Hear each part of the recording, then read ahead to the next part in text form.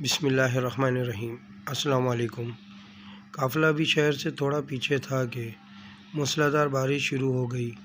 اونٹوں پر لدا ہوا سامان تجارت جو کہ کھجوروں اور اناج پر مشتمل تھا بھیگنے لگا۔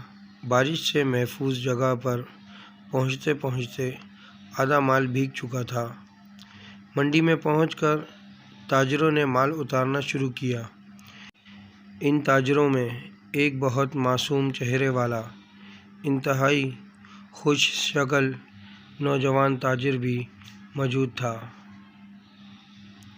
اس نوجوان تاجر نے جب اپنا مال اتارا تو اس کو دو حصے میں تقسیم کر دیا۔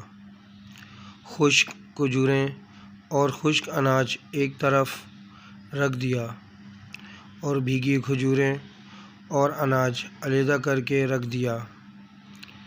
جب خرید و فروخت شروع ہوئی تو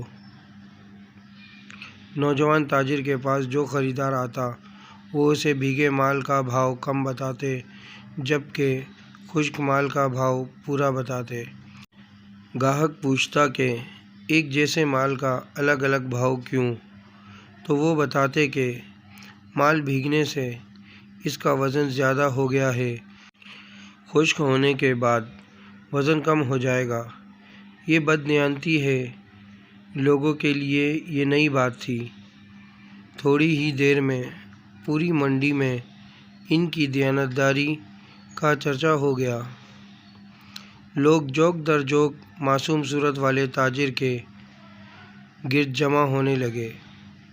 ان کے اخلاق کے گرویدہ ہو گئے۔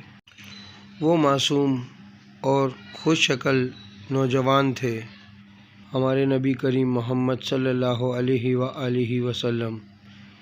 ویڈیو اچھی لگے تو لائک کریں، کامنٹس کریں، شیئر کریں اور میرا یوٹیوب چینل سبسکرائب کر کے بیل آئیکن کا بٹن دبائیں تاکہ ایسی اچھی ویڈیو آپ کو متواتر مل سکے۔